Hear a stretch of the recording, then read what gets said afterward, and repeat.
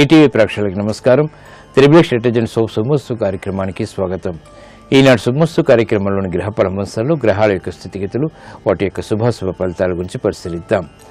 అలాగే ఈరోజు 12 రాశుల వారికి ఏ సంఖ్యలు కలిసి వస్తాయి, రంగుల యొక్క ప్రాధాన్యత, ఈరోజు శుక్రవారం, శుక్రుడు యొక్క పరిపాలన పూర్తిగా ఉంటుంది. మరి శుక్రుడు యొక్క అధిదేవత శ్రీ మహాలక్ష్మి కాబట్టి 12 రాశుల వారు ఈరోజు శ్రీ మహాలక్ష్మీ దేవిని ఎటువంటి ప్రక్రియలతో పూజించాలి అనేటువంటి అంశాలతో పాటు ముఖ్యంగా ఈరోజు 12 రాశుల వారు ఎటువంటి కార్యక్రమాలు చేపట్టాలి అనేటువంటి అంశాలను కూడా పరిశీలిద్దాం. ముందుగా నేటి పంచాంగ వివరాలు. శ్రీ మన్మథనామ సంవత్సరం పాల్గొన్న మాసం ఉత్తరాయణం శిష్య ఋతువు. ఈరోజు పాల్గొన్న బహుళ నవమి సామాన్య కార్యక్రమాలకి పనిచేస్తుంది. అలాగే వారం భృగువారం లేదా శుక్రవారం.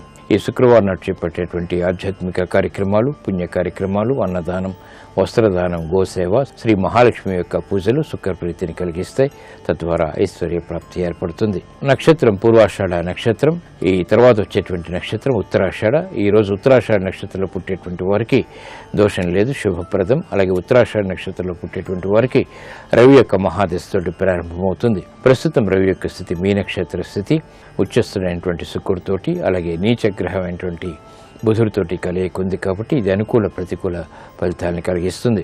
ఈ దోష నివృత్తికి సూర్య నమస్కారాలు, ఈశ్వరాభిషేకం బాగా సహకరిస్తాయి. ఇక ఈరోజు 12 రాశుల వారికి ఏర్పడేటువంటి శుభాశుభ ఫలితాలను పరిశీలిద్దాం. ముందుగా మేషరాశి. ఈరోజు మేషరాశి వారిని పరిశీలించినట్లయితే విదేశీ సంబంధిత లావాదేవీలు కలిసి వస్తాయి. ప్రతిభతో కూడినటువంటి కార్యక్రమ నిర్వహణ ద్వారా విజయాలు సాధించగలుగుతారు. వినోదాల్లో పాల్గొంటారు. చేపట్టేటువంటి కార్యక్రమాల్లో ప్రోత్సాహం లభిస్తుంది. ఆర్థిక వ్యవహారాలు పారిశ్రామిక రంగం వారికి అనుకూలిస్తాయి. ఖర్చులు ఉన్నప్పటికీ ఆదాయం కూడా పెరుగుతుంది. నూతన కార్యక్రమాలను వ్యాపార రంగం వారు ప్రారంభించగలుగుతారు. ప్రతిభ గుర్తింపబడుతుంది. విద్యార్థులకి అనువైనటువంటి కార్యక్రమ నిర్వహణ ద్వారా విద్యా లాభం చేకూరుతుంది. మహిళలు ఆరోగ్య రక్షణతో కూడినటువంటి కార్యక్రమ నిర్వహణ తద్వారా విజయాలు ఆస్వాదించగలుగుతారు. గృహ విషయాల్లో అనుకూలత పెరుగుతుంది. ప్రతిభ సాఫ్ట్వేర్ రంగం వారికి గుర్తింపబడుతుంది. పిల్లల విషయంలో ఏర్పడినటువంటి పొరపాట్లు సవరించుకునేటువంటి అవకాశాలు మహిళలకు లభిస్తాయి. ఆర్థిక వ్యవహారాలు సాఫ్ట్వేర్ రంగం వారికి కలిసి వస్తాయి. నూతన కార్యక్రమాలను వ్యవసాయ రంగం వారు ప్రారంభించగలుగుతారు.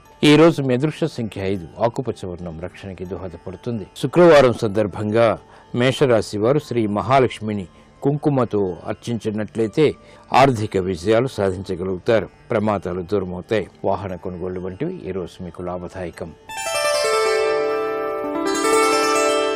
ఈ రోజు వృషభ రాశి వారిని పరిశీలించినట్లయితే స్త్రీలు శుభవార్తలు వింటారు. చేపట్టేటువంటి కార్యక్రమాల్లో ప్రోత్సాహం లభిస్తుంది. కార్యక్రమ నిర్వహణలో ప్రాధాన్యత పెరుగుతుంది. బాధ్యతల్ని సక్రమంగా నిర్వహించగలుగుతారు. రాజకీయ వ్యవహారాల్లో మెరుగైనటువంటి మార్పులు చోటు చేసుకుంటాయి. సంబంధ బాంధవ్యాలు పారిశ్రామిక రంగం వారికి పెరుగుతాయి. వ్యాపార రంగం వారికి ఆర్థిక బలం చేకూరుతుంది. నూతన కార్యక్రమాన్ని గృహరీత్యా మహిళలు ప్రారంభించగలుగుతారు. స్థిరాస్తి విషయాల్లో అనుకూలత స్థిరాస్తి రంగం వారికి ఏర్పడుతుంది. లాభదాయకమైనటువంటి కార్యక్రమాన్ని సాఫ్ట్వేర్ రంగం వారు ప్రారంభించగలుగుతారు. అనిశ్చితి ఆర్థికంగా వైద్య వృత్తి వారికి తొలగుతుంది. నూతన ప్రక్రియలు ఫలిస్తాయి. ఈ రోజు మీ అదృష్ట సంఖ్య 2. తెలుపు వర్ణం ప్రశాంతతను పెంచుతుంది. శుక్రవారం సందర్భంగా వృషభ రాశి వారు శ్రీ మహాలక్ష్మీదేవిని శ్రీగంధంతో పూజించడం ద్వారా ఆర్థిక వ్యవహారాల్లో విజయాలు వేగవంతంగా దగ్గరవుతాయి. విద్యా ప్రయత్నాలు ఈరోజు మీకు అనుకూలం. ఈ రోజు మిథున రాశి వారిని పరిశీలించినట్లయితే సంబంధ బాంధవ్యాలు మెరుగవుతాయి. చేపట్టేటువంటి కార్యక్రమాలపై పట్టు బిగించగలుగుతారు. ఆర్థిక వ్యవహారాల్లో ఏర్పడినటువంటి ప్రతికూలత తగ్గుతుంది. నూతన కార్యక్రమాలు ఉద్యోగపరంగా కూడా చేపట్టగలుగుతారు. ఆత్మవిశ్వాసాన్ని పెంపొందింపచేసేటువంటి కార్యక్రమాలు పారిశ్రామిక రంగం వారికి కలిసి వస్తాయి. వ్యాపార రంగం వారికి అనువైనటువంటి మార్పులు ఆర్థికంగా చేకూరుతాయి. కార్యక్రమ నిర్వహణలో నైపుణ్యం సాఫ్ట్వేర్ రంగం వారికి పెరుగుతుంది. ఒత్తిడిల నుంచి దూరం చేసుకునేటువంటి ప్రయత్నాలు స్థిరాస్తి రంగం వారికి కలిసి వస్తాయి. ఆర్థిక వ్యవహారాలు కార్మిక రంగం వారికి ఊరట కలిగిస్తుంది. నూతన బాధ్యతలు గృహరీత్యా మహిళలు చేపట్టవలసినటువంటి ఆవశ్యకత ఉంటుంది. విద్యార్థులకి శుభ పరిణామాలు చోటు చేసుకుంటాయి. కోర్టు సంబంధిత వ్యవహారాల్లో న్యాయవాద వృత్తి వారికి అనుకూలత లభిస్తుంది. ఈ రోజు మీ అదృష్ట సంఖ్య 3. పసుపు వర్ణం త్వరితగతిని శుభాలని కలిగిస్తుంది. శుక్రవారం సందర్భంగా మిథున రాశి వారు శ్రీ మహాలక్ష్మీదేవిని బిల్వదళాలతో పూజించడం ద్వారా గృహ సంబంధిత కార్యక్రమాల్లో ప్రశాంతత పెరుగుతుంది. దూర ప్రయాణాలు ఈరోజు మీకు లాభదాయకం. ఆశించినటువంటి ప్రయోజనాల్ని కలిగిస్తాయి. ఈ రోజు కర్కాటక రాశి వారిని పరిశీలించినట్లయితే ఆర్థిక వ్యవహారాల్లో మెరుగైనటువంటి మార్పులు చోటు చేసుకుంటే అదృష్ట సంఘటనల్ని గృహరీత్యా ఆహ్వానించగలుగుతారు. నూతన కార్యక్రమాల్ని వ్యాపార రంగం వారు ప్రారంభించగలుగుతారు. పారిశ్రామిక రంగం వారికి పోటీని ఎదుర్కొనేటువంటి శక్తి సామర్థ్యాలు లభిస్తాయి. ఆర్థిక బలం పుంజుకుంటుంది. చేపట్టేటువంటి కార్యక్రమాలు గృహరీత్యా మహిళలకు ఆనందాన్ని కలిగిస్తాయి. పిల్లల విషయంలో ఏర్పడినటువంటి విభేదాలు తగ్గుతాయి. కార్యక్రమ నిర్వహణలో నైపుణ్యం కార్మిక రంగం వారికి పెరుగుతుంది. సాఫ్ట్వేర్ రంగం వారికి ప్రతికూల పరిస్థితులను ఎదుర్కొనేటువంటి శక్తి సామర్థ్యాలు లభిస్తాయి. స్థిరాస్తి రంగం వారికి అనుకూల పరిస్థితులు ఉంటాయి. నూతన విధి విధానాలతో కూడినటువంటి కార్యక్రమ నిర్వహణ, సామర్థ్యంతో కూడినటువంటి కార్యక్రమాల్ని నిర్వహించగలుగుతారు. ఈ రోజు మీ అదృష్ట సంఖ్య 2. తెలుపు వర్ణం ప్రశాంతతను పెంచుతుంది. శుక్రవారం సందర్భంగా కర్కాటక రాశి వారు శ్రీ మహాలక్ష్మికి క్షీరాన్నాన్ని నివేదన చేయడం ద్వారా ఆనందకర పరిస్థితులు ఏర్పడతాయి. ఆర్థిక లావాదేవీలు, సంభాషణలు, ప్రక్రియలు ఈ రోజు మీకు అనుకూలం. ఈ రోజు సింహరాశి వారిని పరిశీలించినట్లయితే అనువైనటువంటి మార్పులు ఆర్థికంగా చోటు చేస్తుంటాయి. కార్యక్రమ నిర్వహణలో ఆశించినటువంటి ప్రయోజనాలు దక్కుతాయి. మేలైనటువంటి కార్యక్రమాలని వ్యాపార రంగం వారు ప్రారంభించగలుగుతారు. పారిశ్రామిక రంగం వారికి చేపట్టేటువంటి కార్యక్రమాల్లో ప్రోత్సాహం లభిస్తుంది. విద్యాపరమైనటువంటి విషయాలు విద్యార్థులకి ఊరట కలిగిస్తాయి. మహిళలు ఆరోగ్య విషయంలో జాగ్రత్తలు వహించాలి. స్థిరాస్తి రంగం వారికి ఒత్తిళ్లు తగ్గుతాయి. నూతన కార్యక్రమాలు సాఫ్ట్వేర్ రంగం వారు ప్రారంభించగలుగుతారు. విభేదాలు వృత్తిపరంగా ఏర్పడినప్పటికీ తిరిగి సద్దుమణుగుతాయి. ఈ రోజు మీ అదృష్ట సంఖ్య 9. ఎరుపు వర్ణం ధైర్యాన్ని కలిగిస్తుంది. శుక్రవారం సందర్భంగా సింహరాశి వారు శ్రీ మహాలక్ష్మిని తెల్లటి పుష్పాలతో పూజించడం ద్వారా ఆర్థిక అభివృద్ధి ఏర్పడుతుంది. సంకోచాలు దూరమవుతాయి. ఆర్థిక ప్రయత్నాలు ఈ రోజు మీకు అనుకూలం. ఈ రోజు కన్యారాశి వారిని పరిశీలించినట్లయితే మానసిక ధైర్యం కలిగి ఉంటారు. చేపట్టేటువంటి కార్యక్రమాల్లో ప్రోత్సాహం లభిస్తుంది. ఉద్యోగ స్థిరత్వం పెరుగుతుంది. నూతన కార్యక్రమాలు వ్యాపారపరంగా కూడా ప్రారంభించగలుగుతారు. వ్యాపార రంగం వారికి ఆర్థిక బలం చేకూరుతుంది. సహాయ సహకారాలు లభిస్తాయి. పారిశ్రామిక రంగం వారికి నూతన కార్యక్రమాలను ప్రారంభించేటువంటి అవకాశాలు దగ్గరవుతాయి. దూర ప్రయాణాల ద్వారా సాఫ్ట్వేర్ రంగం వారికి ఆశించినటువంటి ప్రయోజనాలు దక్కుతాయి. విద్యాపరమైనటువంటి విషయాల్లో విద్యార్థులకి బలం చేకూరుతుంది. నూతన కార్యక్రమాలు మహిళలు గృహరీత్యా ప్రారంభించగలుగుతారు. వైద్య వృత్తి వారికి అనుకూల పరిస్థితులు ఆనందాన్ని కలిగిస్తాయి. ఈ రోజు మీ అదృష్ట సంఖ్య 6. తెలుపు వర్ణం ప్రశాంతతను పెంచుతుంది. శుక్రవారం సందర్భంగా కన్యారాశి వారు శ్రీ మహాలక్ష్మికి పెరుగన్నం నివేదన చేయడం ద్వారా క్లిష్ట సమస్యలకు పరిష్కారాలు పొందగలుగుతారు. విదేశీ లావాదేవీలు, సంభాషణలు, ప్రక్రియలు ఈ రోజు మీకు లాభదాయకం. ఈ రోజు తులారాశి వారిని పరిశీలించినట్లయితే శత్రు భీతి తగ్గుతుంది. చేపట్టేటువంటి కార్యక్రమాలపై ప్రయోజనాన్ని సాధించగలుగుతారు. ప్రయాణాల ద్వారా ప్రయోజనాలు కూడా సిద్ధిస్తాయి. విదేశీ సంబంధిత లావాదేవీలు పారిశ్రామిక రంగం వారికి కలిసి వస్తాయి. ప్రతిభ వ్యాపార రంగం వారికి గుర్తింపబడుతుంది. నూతన అవకాశాలు వైద్య వృత్తి వారికి లభిస్తాయి. సినీ రంగం వారికి చేపట్టేటువంటి కార్యక్రమాల్లో ప్రోత్సాహం లభిస్తుంది. సాఫ్ట్వేర్ రంగం వారికి అనువైనటువంటి మార్పులు ఆర్థికంగా చేకూరుతాయి. వ్యయం ఉన్నప్పటికీ ఆదాయం కూడా సమాంతరంగా ఉంటుంది. కార్యక్రమ నిర్వహణలో నైపుణ్యం వైద్య వృత్తి వారికి కొనసాగుతుంది. ఆర్థిక లావాదేవీలు స్థిరాస్తి రంగం వారికి అనుకూలతను పెంచుతాయి. ఆత్మవిశ్వాసం కూడా పెరుగుతుంది. ఈ రోజు మీ అదృష్ట సంఖ్య 6. తెలుపు వర్ణం ప్రశాంతతను పెంచుతుంది. శుక్రవారం సందర్భంగా తులారాశి వారు శ్రీ మహాలక్ష్మిని తులసి దళాలతో పూజించడం ద్వారా ఆర్థిక అభివృద్ధి చేకూరుతుంది. నూతన వస్తు కొనుగోళ్లు వంటివి ఈ రోజు మీకు లాభదాయకం. ఈ రోజు వృశ్చిక రాశి వారిని పరిశీలించినట్లయితే ఆరోగ్య ప్రతికూలత తగ్గుతుంది. చేపట్టేటువంటి కార్యక్రమాల్లో విభేదాలు ప్రోత్సహించేటువంటి పరిస్థితులు విస్మయాలను కలిగిస్తాయి. నూతన బాధ్యతలు వృత్తిరీత్యా చేపట్టగలుగుతారు. కార్యక్రమ నిర్వహణలో ఏకాగ్రత తగ్గుతుంది. వ్యవహారాలు చుక్కెదురు పరిస్థితుల్ని పారిశ్రామిక రంగం వారు వెంటనే ఎదుర్కోలేకపోతారు. వ్యాపార వృత్తికి చేపట్టేటువంటి కార్యక్రమాల్లో వ్యాపార రంగం వారికి ఆటంకాలు ఎదురవుతాయి. విద్యార్థులు శ్రద్ధతో కూడినటువంటి కార్యక్రమాల ద్వారా మాత్రమే విజయాలు సాధించగలుగుతారు. అలసత్వంతో కూడినటువంటి కార్యక్రమ నిర్వహణ మహిళలు కొనసాగించగలుగుతారు. కార్యక్రమ నిర్వహణలో సాఫ్ట్వేర్ రంగం వారికి ఎదురుదాడి ఏర్పడుతుంది. తద్వారా విస్మయాలు కూడా ఏర్పడతాయి. వృత్తి, వ్యాపార, ఉద్యోగ సంబంధిత కార్యక్రమాల్లో జాగ్రత్తతో కూడినటువంటి నిర్ణయాలు తప్పనిసరి. ఉద్యోగస్తులు చేపట్టేటువంటి కార్యక్రమాలపై పదే పదే ఏకాగ్రత వహించాల్సినటువంటి ఆవశ్యకత ఉంటుంది. ఈ రోజు మీ అదృష్ట సంఖ్య 9, ఎరుపు వర్ణం ధైర్యాన్ని కలిగిస్తుంది.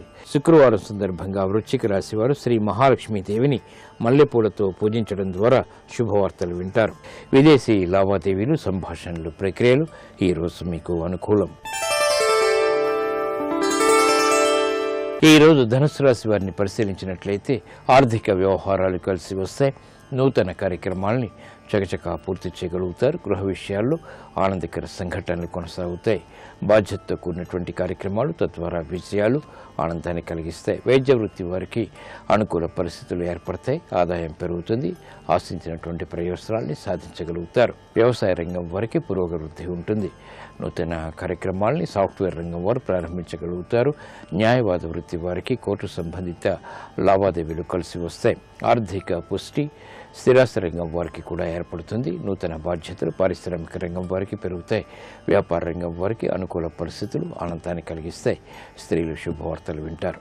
ఈ రోజు మీ అదృష్ట సంఖ్య 6, తెలుపు వర్ణం ప్రశాంతతను పెంచుతుంది. శుక్రవారం సందర్భంగా ధనుస్సు రాశి వారు శ్రీ మహాలక్ష్మికి ఆవు పాలు నివేదన చేయడం ద్వారా శుభ పరిణామాలు గృహంలో చోటు చేసుకుంటాయి. గృహ సంబంధిత కార్యక్రమాలు ఈ రోజు మీకు లాభదాయకం. ఈ రోజు మకర రాశి వారిని పరిశీలించినట్లయితే మానసిక భీతి, మానసిక ధైర్యం సమాంతరంగా కొనసాగుతాయి. చేపట్టేటువంటి కార్యక్రమాలపై ఆచితూచి నిర్ణయాలు తీసుకోవాలి. రాజకీయ వ్యవహారాల్లో మొదట ప్రతికూలత, తర్వాత అనుకూలత ఏర్పడుతుంది. వ్యవహారాల్లో ఏర్పడినటువంటి ప్రతికూలత వ్యాపార రంగం వారికి కొనసాగుతుంది. పారిశ్రామిక రంగం వారు ఆచితూచి నిర్ణయాలు తీసుకోవాలి. నూతన కార్యక్రమాల్ని సాఫ్ట్వేర్ రంగం వారు వెంటనే ప్రారంభించలేకపోతారు. అడ్డంకులు, ఆటంకాలతో కూడినటువంటి విజయాలు సాధించగలుగుతారు. నూతన వ్యవహారాలు స్థిరాస్తి రంగం వారికి కొంత ఊరట కలిగిస్తాయి. చేపట్టేటువంటి కార్యక్రమాలు వైద్య వృత్తి వారికి కలిసి వస్తాయి. ఈ రోజు మీ అదృష్ట సంఖ్య 1, ఎరుపు వర్ణం ధైర్యాన్ని కలిగిస్తుంది. శుక్రవారం సందర్భంగా మకర రాశి వారు శ్రీ మహాలక్ష్మికి పాయసాన్ని నివేదన చేయడం ద్వారా ఉత్తమ వార్తలు వింటారు. ఉద్యోగ ఉన్నతికై చేపట్టేటువంటి కార్యక్రమాలు ఈ రోజు మీకు అనుకూలం. ఈ రోజు కుంభరాశి వారిని పరిశీలించినట్లయితే ఆనందకర పరిస్థితులు వృత్తిరీత్యా చోటు చేసుకుంటాయి. సంబంధ బాంధవ్యాలు మెరుగవుతాయి. నూతన కార్యక్రమాలను వెంటనే ప్రారంభించగలుగుతారు. సఖ్యతగా చేపట్టేటువంటి కార్యక్రమాల్లో ఆనందకర పరిస్థితులు ఏర్పడతాయి. ఆరోగ్య విషయంలో రక్షణ తప్పనిసరి. ఆర్థిక వ్యవహారాలు సాఫ్ట్వేర్ రంగం వారికి కలిసి వస్తాయి. పారిశ్రామిక రంగం వారికి నూతన కార్యక్రమాలను ప్రారంభించగలిగేటువంటి శక్తి సామర్థ్యాలు లభిస్తాయి. వ్యాపార రంగం వారికి అనుకూలత పెరుగుతుంది. స్త్రీలు శుభవార్తలు వింటారు. ఆరోగ్య విషయంలో ప్రతికూల పరిస్థితులు కూడా వెలంటి ఉంటాయి. విద్యార్థులు శ్రమతో కూడినటువంటి విజయాలు సాధించగలుగుతారు. ఉద్యోగస్తులకి శ్రమ అధికంగా ఉంటుంది. చేపట్టవలసినటువంటి కార్యక్రమాలని వెంటనే పూర్తి చేయలేకపోతారు. విధి విధానాలతో కూడినటువంటి కార్యక్రమ నిర్వహణ న్యాయవాద వృత్తి వారికి గుర్తింపును తెచ్చిపెడుతుంది. ఈ రోజు మీ అదృష్ట సంఖ్య 6, తెలుపు వర్ణం ప్రశాంతతను పెంచుతుంది. శుక్రవారం సందర్భంగా కుంభరాశి వారు శ్రీ మహాలక్ష్మిని తులసి దళాలతో పూజించడం ద్వారా సంబంధ బాంధవ్యాలు మెరుగవుతాయి. శుభ పరిణామాలు చోటు చేసుకుంటాయి. కోర్టు సంబంధిత వ్యవహారాలు, ప్రక్రియలు, సంభాషణలు ఈ రోజు మీకు అనుకూలం. ఈ రోజు మీనరాశి వారిని పరిశీలించినట్లయితే అలంకరణకి ప్రాధాన్యతనిస్తారు. నూతన కార్యక్రమాలను చకచకా పూర్తి చేయగలుగుతారు. ఆర్థిక వ్యవహారాల్లో ఆగిపోయినటువంటి పనులు తిరిగి ఊపందుకుంటాయి.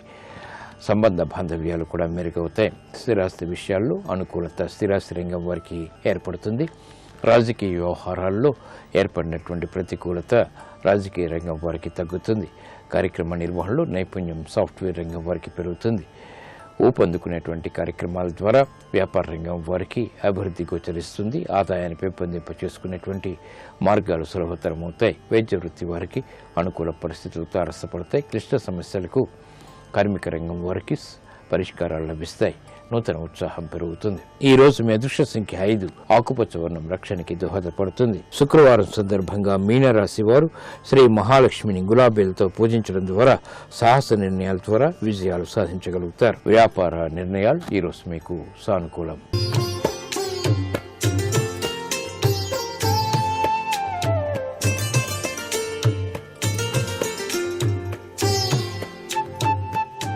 XXX డిటర్జెంట్ సోప్ శుభమస్తు కార్యక్రమంలో గృహబలం అంశానికి స్వాగతం. మనం గృహంలో ప్రతినిత్యం కూడాను అష్టైశ్వర్య సిద్ధి సంప్రాప్తింపచేసుకోవడానికి దేవతా మందిరంలో ఉదయం సాయం సంధ్యా సమయంలో దీపారాధన చేసేటువంటి విశిష్ట సంప్రదాయం ఉంది. గృహ వాస్తుకు కూడాను ఇది చాలా చక్కటి యోగవంతమైన సత్ఫలితాన్ని ప్రసరింపజేస్తుంది. పూజలు వ్రతాలు చేసేటప్పుడు కూడాను దీపారాధన అనేటువంటిది మనమంతా కూడాను ఆచరిస్తూనే ఉంటాం. ఏదో ఒక నూనెతో కాకుండా ఏ నూనెతో దీపారాధన చేసినట్లయితే చక్కగా సత్ఫలితం వస్తుందో అనేటువంటి విషయాన్ని కూడా గృహ బలరీత్యా వాస్తుశాస్త్రరీత్యా కూడాను మనం తెలుసుకోవాల్సిన పరిస్థితి ఎంతైనా ఉంది. దీపం ఆర్షధర్మ ప్రకారంగా ఆలోచించేసినట్లయితే లక్ష్మీదేవి స్వరూపంగా చక్కటి యోగవంతమైన పరబ్రహ్మ స్వరూపతత్వంగా మనకు శాస్త్రాల్లో చెప్పారు. కాబట్టి దీపారాధన జరిగే చోట మహాలక్ష్మీదేవి స్థిర నివాసాన్ని ఏర్పరచుకుంటుంది అని చెప్పేసి మనకు శాస్త్రాల్లో చెప్పారు. శక్తి కొలది చాలామంది దీపారాధన చేస్తూనే ఉన్నారు. ప్రతినిత్యం వారి వారి యొక్క సాంప్రదాయాల్ని అనుసరించి ముఖ్యంగా దీపారాధన లేకుండా ఏ దైవ కార్యం కూడాను జరగదు. కాబట్టి అది పూజైనా కావచ్చు, లేక వ్రతమైనా కావచ్చు, దీపం సకల దేవతా స్వరూపం అనేటువంటి విషయాన్ని మాత్రం ప్రతి ఒక్కరూ గుర్తుపెట్టుకోవాలి. దీపం వెలిగించేటువంటి క్రింది భాగం ఉందే, అది శాస్త్రరీత్యా బ్రహ్మతత్వానికి స్వరూపంగా చెప్పడం జరిగింది. మధ్య భాగం విష్ణు స్వరూపం, అగ్రభాగం శివస్వరూపంగా చెప్పడం జరిగింది. కుంది యొక్క అడుగు భాగం బ్రహ్మ, మధ్య భాగం విష్ణువు, పై భాగం రుద్రుడు. అందుచేతనే పరమేశ్వర స్వరూపం అక్కడ సాక్షిభూతంగా నిలుస్తుంది. కాబట్టి కుందిలో ఉన్నటువంటి వత్తి సరస్వతీదేవిగా చెప్పారు. వెలుగు శ్రీ మహాలక్ష్మి స్వరూపంగాను, జ్వాల పార్వతీదేవి అని చెప్పేసి కూడా మనకు శాస్త్రాలు తెలియచేస్తున్నాయి. దీపారాధన చేసేటువంటి సమయంలో కుంది క్రింద భాగాన మరో పాత్రను కానీ లేకపోయినట్లయితే తప్పనిసరిగా ఆకు కానీ వేసి తర్వాతనే దీపారాధన అవసరమైనటువంటి నూనెను ఆ యొక్క కుందిలో వేయాలి. మొట్టమొదటిసారిగానే ఒత్తులు మాత్రం వేయద్దు. తప్పనిసరిగా దీపారాధన ఆచరించే వాళ్ళు నూనె మొట్టమొదటిసారిగా వేయాలి, తరువాతనే దానిలో ఒత్తులు వేయాలి. దీపారాధన మాత్రం ఎటువంటి పరిస్థితుల్లో స్టీలు కుందులు కానీ ఇనుప కుందులు కానీ వాడకూడదు. ఇలా స్టీలు కుందులు ఇనప కుందులు కనుక వాడినట్టయితే దురదృష్టం పట్టి తీరుతుంది. అన్నిటికన్నా ఉత్తమోత్తమైనది వెండి కుంది, పంచలోహాల కుంది లేక మట్టి కుంది. చివరి స్థానం మట్టి కుందికి ఇచ్చాం. ఆవు నేతితో దీపారాధన అనేటువంటిది చాలా గొప్ప విశేషం. ఎందుకంటే ఆవు నేతిలో సూర్యశక్తి ఇమిడి ఉన్నది. ఆ సూర్యశక్తి ప్రభావం ఉన్నది కాబట్టే ఇక్కడ జ్యోతిస్వరూపం కాబట్టి మనం చేసే పూజ తమసోమా జ్యోతిర్గమయ తత్వం విరాజిల్లేటువంటి ఆ దీపారాధనలో దేవుని రూపాలు దాగి ఉన్నాయి. కాబట్టి మనం వేసేటువంటి నూనె ఆవు నెయ్యి అయితే చాలా మంచిది. ఆవు నెయ్యితో దీపారాధన చేస్తే ఆరోగ్యం, ఐశ్వర్యం, సుఖ సంతోషాలు విశేషంగా సంప్రాప్తమవుతాయి అని చెప్పేసి శాస్త్రం. ఒక పక్క ఆవు నేతితోనూ మరో పక్క నువ్వుల నూనెతోనూ దీపారాధన చేయటం కూడాను చాలా విశేషవంతమైన సత్ఫలితాన్ని ఇస్తుంది. ఆవు నేతితో నువ్వుల నూనెను వేప నూనెను కలిపి దీపారాధన చేసినా కూడా విశేషవంతమైన ఫలితాల్ని ప్రసాదింపచేస్తుంది. ఆవు నెయ్యితో కొంచెం వేప నూనెను కలిపి పరమేశ్వరుని ముందు కనుక దీపారాధన చేసినట్లయితే అన్ని విషయాలలో కూడా విజయం అనేటువంటిది వచ్చి తీరుతుంది సుమా అని శాస్త్రం. అదేవిధంగా కొబ్బరి నూనెతో అర్ధనారీశ్వర తత్వంలో విరాజిల్లేటువంటి పరమేశ్వరుని ముందు దీపారాధన చేసినట్లయితే చాలా విశేష ఫలితం వస్తుంది. గణనాథునికి ప్రీతివంతమైనది కొబ్బరి నూనెతో దీపారాధన. అందుకే తప్పనిసరిగా వినాయకుడిని ఆరాధన చేసేవాళ్ళు కొబ్బరి నూనెతో దీపారాధన తప్పనిసరిగా ఆచరించాలి.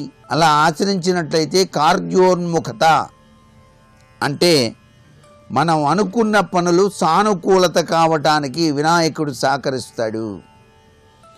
దుష్ఫలితాలను దూరం చేసి సకల శుభాలను లాభాలను ఇవ్వగలిగినటువంటి శక్తి నువ్వుల నూనెతో చేసిన దీపారాధన వలన కలుగుతుంది. నువ్వుల నూనె దీపారాధన విశ్వాంశమూర్తులకు అత్యంత ప్రీతికరమైనదిగా కూడా మనకు శాస్త్రాల్లో చెప్పడం జరిగింది. కాబట్టి ఆ దీపం పరంజ్యోతి తత్వం, సుబ్రహ్మణ్య తత్వం, లక్ష్మీ తత్వం, విష్ణు తత్వం, పార్వతీదేవి తత్వం, ఇన్ని రకాల దేవతా స్వరూప తత్వాలతో దీపం వెలుగొందుతోంది. కాబట్టి నువ్వుల నూనెతో దీపారాధన సకల దేవతారాధనగా మనం భావించాలి.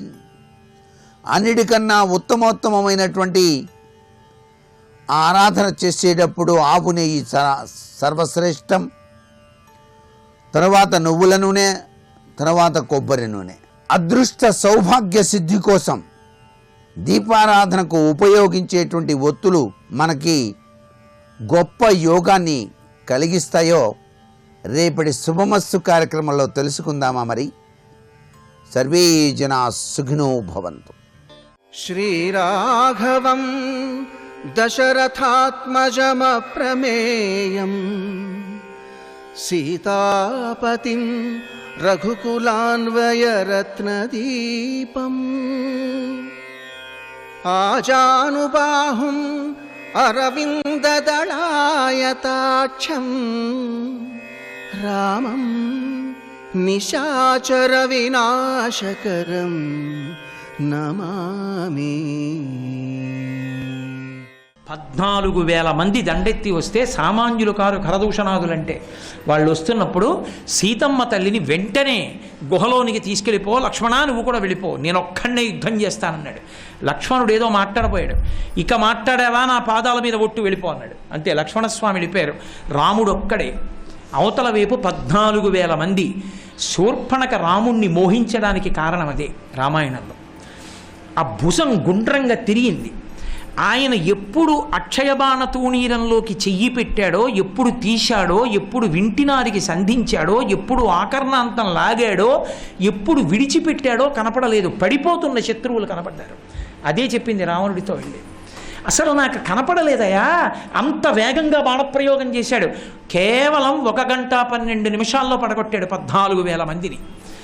గోపరాజు గారు రామాయణంలో ఆ ఘట్టం జరిగి పొంగిపోయి బండన భీముడర్తజన బాంధవుడు జ్వల బాణతోణ కోదండ కళ ప్రచండ భుజతండవ కీర్తికి రామమూర్తికిన్ రెండవ సాటి దైవిమిక లేడనుచున్ గడకట్టి భేరి కాడాండ డడాండ డాండ నినదమ్ముల జండము నిండ మత్త వేదండము నెక్కి చాటెను దశరథి కరుణాపయోనిధి అంటాడు.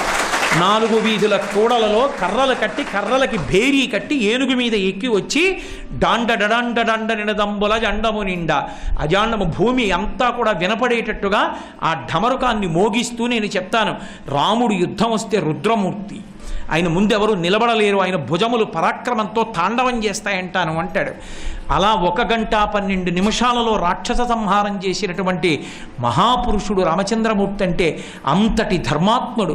14,000 మందితో యుద్ధం చేసేటప్పుడు ఆ కరుడు అన్నవాడు మీద పడిపోతుంటే 3 అడుగులు వెనక్కి వేశాడు. చేతిలో ధనస్సు పట్టుకుని శత్రువుని కొట్టేటప్పుడు వెనక్కి నడవకూడదు. 3 అడుగులు వెనక్కి నడిచాడు కాబట్టి రాముడు పౌరుషం తప్పాడు అన్నారు, ధర్మం తప్పాడన్నారు.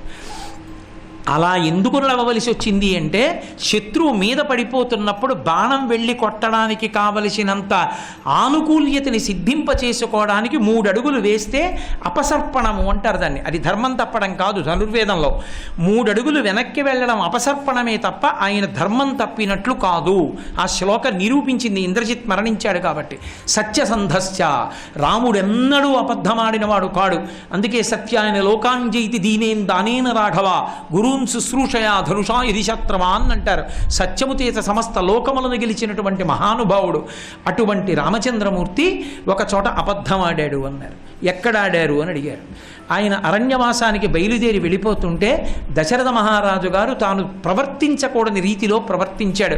తాను మహారాజు అయ్యుండి కూడా బయటికి అలా రాకూడదన్న నియమాన్ని కూడా విస్మరించి పైన ఉన్న ఉత్తరీయం జారి పడిపోతే కౌసల్య దశరథుడు రాముణ్ణి వెళ్ళిపోతుంటే తట్టుకోలేక పరుగున వచ్చి ఏడుస్తూ భూమి మీద పడిపోయి ఆ మట్టిలో దశరథుడు దొర్లేశాడు ఆ ఏడుపుతో. కౌసల్య ఆ ఏడుస్తుంటే చూశాడు సుమంత్రుడు. రామా ఆగు ఆగు అని అరుస్తున్నారు దశరథుడు. రాముడు అన్నాడు, సుమంత్రుడు రథమాపుతున్నాడు. దశరథుడు అన్నాడు పోనీ పోనీ అన్నాడు రాముడు. రాముడు పోనీ అంటే సుమంత్రుడు అన్నాడు ఇవాళ నువ్వు వెళ్ళమంటున్నావు, వెడతాను. రేపు తిరిగి వచ్చిన తర్వాత దశరథుడు అడుగుతాడు, నేను మహారాజుని రథం ఆపమన్నాను ఎందుకు ఆపలేదని అడుగుతాడు. ఏం చెప్పనని అడిగాడు. రథచక్రాల సవ్వడిలో నాకు వినపడలేదని చెప్పేయి అన్నాడు. అబద్ధం ఆడడం ఒకటి, అబద్ధం చెప్పించడం ఒకటి కాదుగా, కాబట్టి రాముడు అసత్యం ఆడాడన్నాడు. కాదు, పెద్ద ధర్మాన్ని నిలబెట్టడానికి చిన్న అధర్మం చేస్తే అది కూడా ధర్మమే. తండ్రి మృత్యుశయ్య మీద ఉన్నాడు, ఇంకా ప్రాణం పోలేదు. కానీ తండ్రికి ఇంకా ప్రాణం ఉంది. అప్పుడు తండ్రి శరీరం మీద విభూతి చల్లి తండ్రి గారి పేరు చెప్పి సంధ్యావందనం చేసేయాలి. కొడుకు సంధ్యావందనం చేసేసి అర్ఘ్యం ఇచ్చి గాయత్రి చేసేసి ఆ ఫలాన్ని దానం చేసి ఆ నీటి చుక్క తీసుకొచ్చి తండ్రి నోట్లో వేస్తే ఈలోగా వేళ దాటిపోయింది అనుకోండి, ఇప్పుడు తన పేరు మీద సంధ్యావందనం చేసుకోవాలి. అందుకు కొడుకుని కోరుకునేది. అటువంటిది అప్పుడు ధర్మం తప్పాడా అంటే ధర్మం తప్పలేదు. తన పేరు మీద అర్ఘ్యం మొదట ఆప్ చేసి తండ్రి పేరు మీద అర్ఘ్యం ఇచ్చాడు. కాబట్టి పెద్ద ధర్మం కోసం చిన్న అధర్మంలోకి వెళ్ళినా పెద్ద ధర్మాన్ని ఆవిష్కరించినట్టు. తండ్రి ఆపేశాడని చెప్పి రథాన్ని ఆపితే ఆ స్థితిలో దశరథుడు కౌసల్య వచ్చి పట్టుకుంటే రాముడు వెనక్కి వెడితే దశరథుడు అసత్యవాక్కునందు నిలబడిపోతాడు. రామాయణం నడవదు. అందుకే తండ్రిని ధర్మమునందు నిలబెట్టాలి, సత్యమునందు నిలబెట్టాలంటే తాను వెళ్ళిపోవలసిందే. చిన్న అబద్ధం ఆడించాలి. అందుకే రాముడు అబద్ధమాడినవాడు కాదు. ఇది నిరూపించింది కనుక ధర్మాత్మ సత్యసంధశ్చ రామో దశరథిర్యతి, రాముడు దశరథుడి కుమారుడే కాదన్నాడు. యజ్ఞం చేస్తే యజ్ఞంలో యజ్ఞపురుషుడు పైకొచ్చి పాయస పాత్రనిస్తే అందులో ఉన్న పాయసాన్ని 3 రాణులు తింటే పుట్టినవాడు తప్ప దశరథుడి కొడుకు ఎలా అవుతాడన్నాడు. రాముడు నరుడుగా జన్మించడానికి, నరుల యొక్క కీర్తిని నిలబెట్టడానికి 12 నెలలు తల్లి గర్భవాసం చేసి అధోముఖంగా పడుకుని రక్తమాంసముల మధ్య ఉండి బయటికి వచ్చాడు. దశరథ మహారాజు గారి యొక్క తేజస్సు వలననే పుట్టాడు. అందుకే ఆయనకి దాశరథి అని పిలిస్తే అంత ఇష్టం. అందుకే గోపరాజు గారు దాశరథి శతకమని దాశరథి కరుణాపయోనిధి అని పిలిచారు. దశరథ మహారాజు గారి కొడకా అంటే అంత సంతోషిస్తాట ఆయన. అందుకని దాశరథిర్యది, ఆయన దశరథుడి కుమారుడే అయితే లక్ష్మణస్వామికి అనుమానమా? కాదు, మా అన్నయ్య మీద వచ్చిన నింద పోవాలి. అందుకని ధర్మాత్మ సత్యసంధశ్చ రామో దశరథిర్యది పౌరుషేచా ప్రతిద్వంద్వ శరైనం ధిరావిణం. పౌరుషం ఉన్నవాడైతే నేను వేసిన బాణం ఇంద్రజిత్తును పడగొట్టాలన్నాడు. పడిపోయిందంతే ఇంద్రజిత్తు శిరస్సు. అందుకే రాముని యొక్క కీర్తి వైభవాన్ని చాటింది కాబట్టి ఆ శ్లోకాన్ని రామాయణానికి మూలమంత్రంగా చెప్తారు. కాబట్టి రామచంద్రమూర్తి కౌసల్యాదేవి దగ్గరికి రావడానికి ముందర ధర్మాన్ని పట్టుకున్నాడు. తర్వాత కష్టాలలో ధర్మాన్ని పట్టుకోవడమే చాలా కష్టం. ఒకటి కాదు కష్టం, ఎన్ని కష్టాలు వచ్చి మీద పడ్డాయో ఆయనకి. ఎన్ని కష్టాలు వచ్చినా ధర్మం మాత్రం ఎన్నడూ తప్పలేదు. కనీసం ఒక్క పూట సంధ్యావందనం రాముడు మానేశాడు, అగ్నికార్యం మానేశాడు అన్నది లేదు. అంత ధార్మికం. ఆఖరికి పర్ణశాల కట్టుకుంటే అన్నయ్య పర్ణశాలలోకి ఎడదామంటే కర్తవ్యే వాస్తుశవనం సౌమిత్రే చిరజీవిభి అంటాడు. 10 కాలాలు బతకాలనుకుంటే వాస్తు పూజ చెయ్యాలి రా లక్ష్మణ అంటాడు. అందుకే ఆంజనేయ స్వామి సుందరకాండలో యజుర్వేద వినీతశ్చ వేద విద్భిస్సుభూజిత ధనుర్వేదే చ వేదేషు వేదాంగేషు చ నిష్ఠిత అంటారు. యజుర్వేదం బాగా తెలుసున్నవాడు, యజుర్వేదంలో ఎలా చెప్పారో అలాగే అన్నిటినీ అనుష్ఠానం చేస్తాడు. యజ్ అంటే ఆరాధించుట, వేదమంత్రముల చేత ఆరాధన చెయ్యడం, యజ్ఞయాగాది క్రతువులు చేయడంలో రాముడు దిట్ట. తేజసాదిత్య సంకాశ క్షమయా పృథివీ సమః బృహస్పతి సమోబుద్ధ్య యశసా వసవో సమః అంటాడు. ఓర్పుకి భూదేవి వంటివాడు, మహానుభావుడు పరాక్రమానికి ఇంద్రుని వంటివాడు, బుద్ధిలో బృహస్పతి వంటివాడు. అటువంటి వాడమ్మా నీ భర్త రామచంద్రమూర్తి అంటారు. రాముడి జీవితం అంతా ధర్మమే. రక్షిత జీవలోకస్య ధర్మస్య పరిరక్షిత, రక్షిత స్వస్య ధర్మస్య స్వజనస్య చ రక్షిత. ఆయన జీవలోకానికి అంతటికీ ధర్మాన్ని రక్షిస్తాడు, తన ధర్మాన్ని తాను రక్షించుకుంటాడు. అంతటి మహానుభావుడు రామచంద్రమూర్తిది ఎంత ధర్మమో సీతమ్మది అంత ధర్మం. ఇప్పుడు నేను సీతమ్మ ధర్మానుష్ఠానం, కానీ చిత్రం ఏమిటంటే సీతారాముల జీవితంలో ఒక్క విషయాన్ని గమనించాలి మీరు.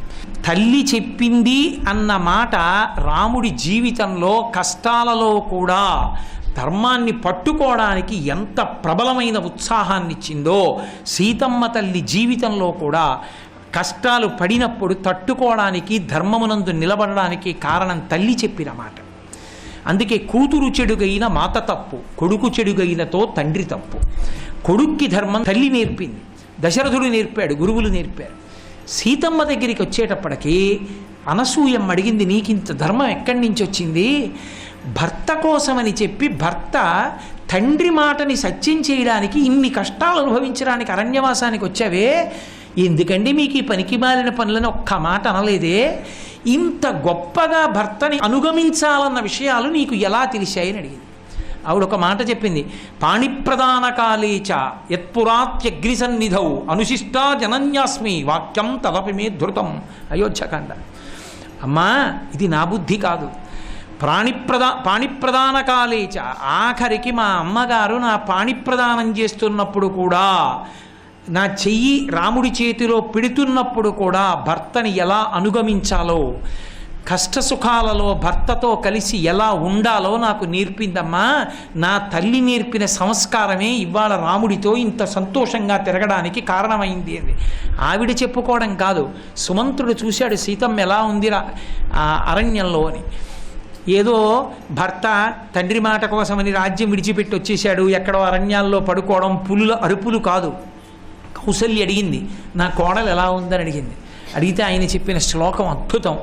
బాలేన రమతే సీతా బాలచంద్ర నిభానన రామా రామే హ్యదీనాత్మ విజనేపి వనేసతి అన్నాడు. ఓ చిన్న పిల్ల పక్కన తండ్రి ఉన్నాడు అనుకోండి, అది ప్రమాదకరమైన ప్రదేశం, పుట్టలు అవి ఉన్నా నాన్నగారు ఉన్నారని ఎలా ఆడేసుకుంటుందో, అలా అయోధ్య పట్టణంలో ఉన్నప్పుడు ఎంత సంతోషంగా ఆడుకుందో అరణ్యంలో రాముడు ఉన్నాడని అలా ఆడుకుంది తప్ప ఆవిడికి రాముడు ఉంటే సంతోషం. అందుకే మహాతల్లిని రాముడు సీత ఎందుకు అరణ్యవాసానికి అంటే ఓ మాట చెప్తుంది. నాకు ఎంత ఇష్టం ఆ శ్లోకం అంటే. నా తంత్రీ వజ్జతే వీణా నా చక్రో వర్తతే రథ నాపతి సుఖమే దేత యస్యాదపి శతాత్మజ అంటుంది. లోకంలో వీణ తీగని గోటితో పెనగుతారు, ఆ వీణ తీగ పెనగుతుంది, పెనగబడి అందులోంచి అవ్యక్త మధుర ధ్వనులు వస్తాయి. కానీ వీణ మోగుతోందంటారు తప్ప వీణ తీగ పెనగబడింది అనరు. రథచక్రాలు ముళ్ళ మీద రాళ్ల మీద విడుతూ దెబ్బలు తింటాయి, అడ్డుకర్రలు వేస్తారు, కానీ రథచక్రాలు ఎడుతున్నాయి అనరు, రథం ఎడుతోందంటారు. భర్త కీర్తి సంపాదించుకోవడానికి ఎంత కష్టపడ్డాడో పరమేశ్వరుడికి తెలుసు, ఆయనకి తెలుసు. కానీ ఆయన భార్యాస్థానంలో ఉన్నందుకు ఆయన భార్య అని అంత కీర్తినిస్తారు. లోకంలో తండ్రి కాని, కొడుకు కాని, అన్న కాని, తమ్ముడు కాని ఎవరి ఇచ్చినా మితం దాటి ఇవ్వరు. లోకంలో అమితం ఇచ్చేవాడెవరో తెలుసా? భర్త ఒక్కడే. సీతమ్మ తాను చేసిన పుణ్యంలో సగం కట్టబెడతాడు, తన కీర్తికి సమాన స్థాయినిస్తాడు. ఆవిడికి ఏం తెలుసు అని అడగరు, ఆయన భార్య అంతే నమస్కారం ఆవిడికి కూడా. అలాగే ఆవిడ ఒక నోము వ్రతం చేసుకుంటాను అంటే సంభారములను తెచ్చిచ్చి ఉన్నతగతులు కల్పిస్తాడు. ఆయన మంచితనాన్ని బట్టి ఇంటికి విశేషమైన అతిథులు వస్తే వాళ్ళకి వడ్డించుకుని ఆవిడ తరించే అవకాశాన్ని ఇస్తాడు. లోకంలో ఎవరైనా మితంగా ఇస్తారు. తండ్రి కొంత ఐశ్వర్యం ఇవ్వగలడు, కొన్ని వస్తువులు ఇవ్వగలడు. అన్నదమ్ములు ఓ చీర పెట్టగలరు, మంచి మాటలు మాట్లాడగలరు. ఉన్నత లోకాలు కూడా వెళ్ళడానికి వీలైనటువంటి పుణ్యాన్ని సముపార్జించి పెట్టి తన పుణ్యంలో సగభాగం ఇచ్చేవాడు భర్త ఒక్కడే. తన కడుపున ధార్మికమైన సంతానం పుట్టి అమ్మా అని పిలిపించుకునే అదృష్టాన్ని కల్పించేవాడు భర్త ఒక్కడే. తన ఇద్దరూ పెద్దవాళ్ళు అయిన తర్వాత నేనో అదో అని తన గురించి బెంగ పెట్టుకుని ఏర్పాట్లు చేసేవాడు భర్త ఒక్కడే. అందుకే భర్త ఇచ్చినది అమితం, ఎవరిచ్చినా మితం.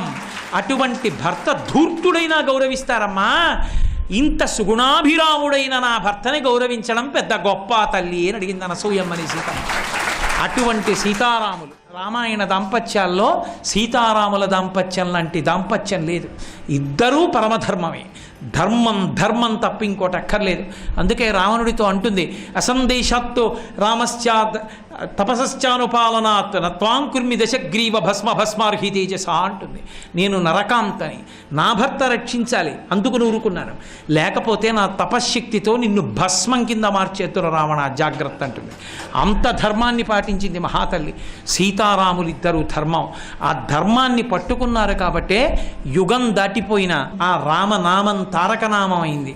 హరునకు విభీషణున కద్రిజకుం తిరుమంత్రరాజమై కరికి నహల్యకుం ద్రుపదకన్యకు నార్తి హరించు చుట్టమై బరగిన ఎట్టిని పతితపావన నామమునాదు జిహ్వపై నిరంతరము నటింపచేయుమి కదా శరది కరుణాపయోనిధి అని కోరుకున్నారు. అటువంటి సీతారాములు ఎక్కడైనా విష్ణువాలయానికి వెడితే లోపల ఉన్న మూర్తి ఎవరో అడగం, విష్ణువాలయం అంటాం. విష్ణువాలయమే అయినా రామాలయానికి వెడితే మాత్రం విష్ణువాలయం అనం, రామాలయం అంటాం. లోకంలో ఎవరినైనా ఏదో అమ్మ అని కానీ తల్లి అని కానీ అంటాం. ఎంత ప్రేమో నరజాతికి అద్దున. ప్రత్యేకించి ఆంధ్రదేశంలో సీతమ్మ తల్లి అంటారు. సీతమ్మ తల్లి అంటారు. సీతమ్మ అంటే ప్రేమ తీరదు, సీత తల్లి అనరు, సీతమ్మ తల్లి. ఎంత ప్రేమో. ప్రత్యేకించి నా స్వామి ఎడమతొడ మీద తల్లిని కూర్చోబెట్టుకుని కూర్చుంటే శంకరులంతటి వారు పరవశించిపోయి వామాంకస్థిత జానకీ పరిల సత్కోదండ దండంకరే చక్రం చోద్భకరేణ బాహుయుగలే శంఖం చరం దక్షిణే బిభ్రాణం జలజాత పత్రనయనం భద్రాద్రిముద్రిస్థితం కేయూరాది విభూషితం రఘుపతిం సౌమిత్రియుక్తం భజే అంటారు. కాబట్టి రాముడు ధర్మాన్ని పట్టుకున్నాడు, సీతమ్మ ధర్మాన్ని పట్టుకుంది. వాళ్ళిద్దరే కాదు, పేర్లు మిగిలిపోయింది. ఎప్పటికీ నరజాతి ఉన్నంత వరకు దశరథుడు, కౌసల్య, సుమిత్ర, కైకేయి, స్వామి హనుమ, జటాయువు దగ్గర నుంచి ఋషులు శరభంగుడు, వశిష్ఠుడు, విశ్వామిత్రుడు, వాల్మీకి మహర్షి, ఆఖరికి ప్రతినాయకుడైనటువంటి రావణాసురుడు, కుంభకర్ణుడి దగ్గర నుంచి విభీషణుడి వరకు అందరూ ప్రస్తావింపబడుతున్నారు. ఆ ధర్మమే మనిషిని ఉద్ధరిస్తుంది. ఆ ధర్మాన్ని పట్టుకుంటే కేవలం నువ్వు కాదు, నిన్ను కన్న మేము, నీతో ఉన్నవాళ్ళు అందరూ తరిస్తారు. కాబట్టి ధర్మస్త్వామభిరక్షతు, నువ్వు పట్టుకున్న ధర్మమే నీకు శ్రీరామ రక్ష, నిన్ను కాపాడుతుంది. రామా, ధర్మాన్ని వదిలిపెట్టకు. నువ్వు ఏ ధర్మాన్ని ఇన్నాళ్ళు పట్టుకున్నావో ధృత్యాచ నియమేనచ, అదే ధర్మాన్ని పట్టుకో, నిన్ను కాపాడుతుందంది కౌసల్య. ఆ శ్లోకాన్ని మనం జ్ఞాపకం చేసుకుంటే ఎప్పుడైనా అడ్డదారి తొక్కవలసి వస్తే ఒక్కసారి ఆ శ్లోకం గుర్తొచ్చిందనుకోండి, యం పాలయసి ధర్మం త్వం ధృత్యాచ నియమేనచ సవై రాఘవశార్దూలా ధర్మస్త్వాం అభిరక్షతు. ఆ ధర్మాన్ని పట్టుకుంటే రామా నిన్ను ధర్మం కాపాడుతుందన్న మాట మనకి స్ఫురణలోకి వస్తే, కౌసల్య ఆశీర్వచనం తర్వాత రామాయణం, కౌసల్య ఆశీర్వచనానికి ముందు రామాయణం. ధర్మం అంతా అందులోకి ఒదిగిపోయి ధర్మమునందు అనురక్తి పెరుగుతుంది. అందుకే ఈ శ్లోకం ప్రత్యేకించి ఎవరికి తెలిసి ఉండాలంటారంటే, ప్రతి ఇంట రామచంద్రమూర్తి జన్మించాలంటే ఆ సంస్కారం అబ్బాలి అంటే ఈ శ్లోకాన్ని చెప్పి తల్లి అన్నం పెట్టేటప్పుడు కొడుక్కి రామకథ చెప్పాలి. ఇదిరా రాముడంటే, ఇదిరా రాముడి ధర్మం అంటే అని. ఆ గోరుముద్దతో ధర్మం నాటుకున్న పిల్లలు మళ్ళీ రామచంద్రమూర్తులు అవుతారు, రామరాజ్యం వస్తుంది. ఇవాళ రామరాజ్యం తేగలిగిన వాళ్ళంటూ ఉంటే నా దృష్టిలో ఒక్కళ్ళే, ఆడవాళ్ళు ఒక్కళ్ళే తేగలరు. మళ్ళీ ఎందుకో తెలుసా, లోకమంతా ఏం చెప్పనివ్వండి, చిన్నతనంలో తల్లి ఏం చెప్పిందో దాన్నే బిడ్డడు ఒప్పుకుంటాడు. అమ్మ బొట్టు ఎందుకు పెట్టుకోవాలో చెప్పి ఎంతో సంతోషంగా బొట్టు పెట్టి పంపించింది అనుకోండి, ఈ బొట్టు ఎందుకు పెట్టుకున్నా, మా అమ్మ పెట్టుకోమంది, నా ఇష్టం అంటాడు. వాడు ఒప్పుకోడు బొట్టు చెరుపుకోవడానికి. అమ్మే బొట్టు పెట్టడానికి సిగ్గుపడి బొట్టేమిట్రా అందనుకోండి, నిజంగా ఎవరైనా పెట్టుకోమన్నా వాడు పెట్టుకోడు. ఒక శివాజీ తయారయ్యాడంటే జీజీబాయి కారణం, ఒక అబ్దుల్ కలాం గారు తయారయ్యారంటే వాళ్ళ తల్లిగారు కారణం. ఎక్కడ ఏ మహాత్ముడు తయారైనా తల్లి మాటలు ప్రధానమవుతాయి. సంస్కారం అందేది తల్లి వలననే అందుతాయి. ఒక శంకర భగవత్పాదాచార్య స్వామి ఈ జాతికి అందారంటే తల్లి ఆర్యాంబ సన్యాసానికి ఇచ్చిన అనుమతి కారణం.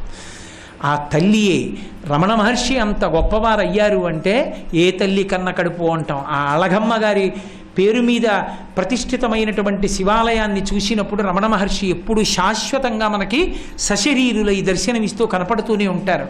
అందుకే తల్లి చిన్నతనంలో ఏ మాటలు చెప్పిందో ఆ మాటలు పిల్లలకి నాటుకుంటాయి. సంస్కారము అందించడానికి శ్రీరామాయణంలో ఆర్షవాక్కు ఆప్తవాక్కు అయి రాముడి యొక్క ధర్మాన్ని ప్రకాశింపచేసి రాముడు ధర్మాత్ముడవడానికి, ధర్మములో ఎక్కడా వైక్లభ్యం పొందకుండా ఉంచుకోవడానికి తల్లి యొక్క ఆశీర్వచన రూపంలో ఉన్నటువంటి ఈ శ్లోకం అత్యంత ప్రధానమైన శ్లోకంగా పెద్దలు భావన చేస్తారు.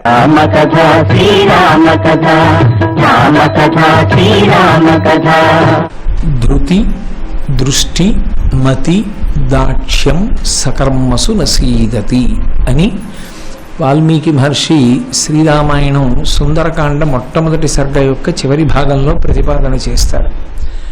అదొక గొప్ప ఆర్షవాక్కు, ఆప్తవాక్కు, హితోక్తి, ఎప్పుడూ జ్ఞాపకం పెట్టుకోవలసినటువంటి విషయం. అది ఎవరికి చెందినది, ఎవరు దాన్ని జ్ఞాపకం పెట్టుకోవాలి అంటే అందరూ జ్ఞాపకం పెట్టుకోవాలి. ఎవరూ పని చేయకుండా ఉండరు, అందరూ కర్మయందు నిమగ్నమైన వారే. ఏదో ఒక పని చేస్తూ ఉంటాం. చేసినటువంటి పని సఫలీకృతం కావాలి అంటే ఏ 4 లక్షణములు ఉండాలో వాల్మీకి మహర్షి చెప్పారు. అది మొట్టమొదటి సర్గ చిట్ట చివరిలోకి వచ్చేటప్పుడు ప్రస్తావించారు. ధృతి దృష్టి మతి దాక్ష్యం సకర్మసు నసీదతి అంటే తన పనియందు తాను నశించడు. నశించడు అన్న మాటకు అర్థం ఏంటంటే తన పనియందు తాను వైఫల్యమును చెందడు, తాను చేసిన పనిని సఫలీకృతం చేసుకుంటాడు. ఎవరు అంటే 4 లక్షణములు చెప్పారు. ధృతి దృష్టి మతి దాక్ష్యము, ఈ 4 ఎవరి యందు ఉంటాయో వాడు ఏ కర్మని ప్రారంభం చేసినా కూడా, ఏ పనిని ప్రారంభం చేసినా కూడా విజయవంతంగా పూర్తి చేస్తాడు. ధృతి అన్న మొట్టమొదటి మాటకు అర్థం నిన్నను కూడా నేను మీతో ప్రస్తావించాను. ధృత్యాచ నియమేనచ అని కౌసల్యాదేవి అన్నది అని. ధృతి అన్న మాటకు అర్థం ధైర్యము అని ఒక అర్థం, విశ్వాసము అని ఒక అర్థం, పూనిక అని ఒక అర్థం, పట్టుదల అని ఒక అర్థం. అది సమన్వయం అయ్యేటప్పుడు ఇన్ని అర్థాలతో ప్రకాశిస్తుంది. అసలు మొట్టమొదట ఏదైనా ఒక పనిని ప్రారంభించేటప్పుడు ఆ చెయ్యబోయేటటువంటి పని గురించి అవగాహన ఉండాలి. 2, ఆ పనిని నేను చేసి తీరుతాననేటటువంటి పట్టుదల ఉండాలి. నేను ఈ పని సాధిస్తాను, ఈ పని నేను చేస్తాను అనేటటువంటి నమ్మకం లేనివాడు, ఆ పనిని సాధించాలనేటటువంటి కృతనిశ్చయం లేనటువంటి వాడు, ఆ ధైర్యం లేనటువంటి వాడు ఆ పనిని సాధించడానికి కార్యక్రమాన్ని ముందుకు తీసుకుని వెళ్ళడం సంభవం కాదు. ఏదైనా ఒక కార్యక్రమాన్ని తలపెట్టి ఒక నిర్ణయం చేసుకోగానే అసలు ఆ నిర్ణయం చేసుకున్న దగ్గర నుంచి కూడా మనసులో ఒక రకమైనటువంటి తత్తరపాటు బయలుదేరుతుంది. మీరు చాలామందిని పరిశీలనం చేస్తే కనపడుతుంది. ఏదో ఒక కార్యక్రమానికి రూపకల్పన చేస్తారు, ఇదిగో ఈ పని చేద్దామని. ఆ పనిని సంతోషంగా చెయ్యడం కన్నా అయ్య బాబోయ్ ఆ పని చెయ్యాలి, అయ్య బాబోయ్ ఆ పని చేయాలి, ఎలా జరుగుతుందో ఏమిటో అని విపరీతమైనటువంటి కంగారు పడిపోయి ఆందోళనకి లోనైపోయి చెమటలు పట్టేసి ఆరోగ్యం పాడు చేసేసుకుంటారు కొంతమంది ఎంత కార్యక్రమాన్ని కూడా చాలా ప్రశాంతంగా నిభాయిస్తూ కనుసన్నలతో కార్యక్రమాన్ని నిర్వహిస్తారు. ఎక్కడ ఏ కార్యక్రమం ఎలా జరగాలనేటటువంటి దాని మీద స్పష్టమైనటువంటి ఒక ప్రణాళిక ఉంటుంది. ఆ ప్రణాళిక ప్రకారంగా చేస్తారు. తమ శక్తిని అంచనాలోకి తీసుకుంటారు. చెయ్యవలసినటువంటి పని ఎటువంటిది, ఆ పనికి తన శక్తి సరిపోతుందా, ఒకవేళ ఆ పనికి తన శక్తి సరిపోదనుకుంటే తాను ఇంకా ఎంత కష్టాన్ని అదనంగా వినియోగించవలసి ఉంటుంది, ఎంత కష్టాన్ని వినియోగిస్తే ఆ కార్యక్రమాన్ని తాను చెయ్యగలుగుతాడన్న విషయం మీద దృష్టి పెట్టినటువంటి వాడై అధైర్యాన్ని కానీ పిరికితనాన్ని కానీ మనసులోకి ప్రవేశించకుండా చూసుకుంటాడు. మీరు ఒక్క విషయం జాగ్రత్తగా గమనించండి. ఈ శరీరమునందు 2 విశేషములు ఉంటాయి. ఒకటి స్థూల శరీరము అంటారు, రెండవది సూక్ష్మ శరీరము అంటారు. స్థూల శరీరము ఎంత ఆరోగ్యంగా ఉండనివ్వండి, సూక్ష్మ శరీరము ఆరోగ్యంగా లేకపోతే స్థూల శరీరం యొక్క ప్రయోజనం ఉండదు. స్థూల శరీరం ఎంత అనారోగ్యంగా ఉండనివ్వండి, సూక్ష్మ శరీరానికి బలం ఉంటే స్థూల శరీరం ఉపయోగపడుతూనే ఉంటుంది. స్థూల శరీరం అంటే జ్ఞానేంద్రియ కర్మేంద్రియ సంఘాతం. ఈ కాళ్ళు, చేతులు, కళ్ళు, ముక్కు, చెవులు, నోరు వీటన్నిటినీ కలిపి స్థూల శరీరం అంటారు. సూక్ష్మ శరీరం అంటే ప్రధానమైనది మనస్సు. నా శరీరంలో నా కంటి వెనక ఉన్నటువంటి రెటీనాని నేను చూడాలి అనుకుంటే డాక్టర్ గారు నాకు చూపిస్తారు తెర మీద, ఇదిగో మీకు రెటీనా ఇలా ఉందని. నా గుండె కవాటాలని నేను చూసుకోవాలి అనుకుంటే చూసుకోవచ్చు. నా మనసుని చూపించండి అని నేను అడిగాను అనుకోండి, ఎవ్వరూ చూపించలేరు. కానీ ఆ మనస్సే ఈ శరీరాన్నంతటినీ కూడా నడిపిస్తుంటుంది. కాదు నిజం చెప్పాలి అంటే మన ఏవ మనుష్యాణం కారణం బంధమోక్షయోహో అంటాడు గీతాచార్యుడు. ఆ మనస్సే ఒక మనిషి బంధనంలో పడిపోవడానికి కానీ, ఒక మనిషి మోక్షాన్ని పొందడానికి కానీ కారణమై ఉంటుంది. సర్వం శ్రీ ఉమామహేశ్వర పరబ్రహ్మార్పణమస్తు.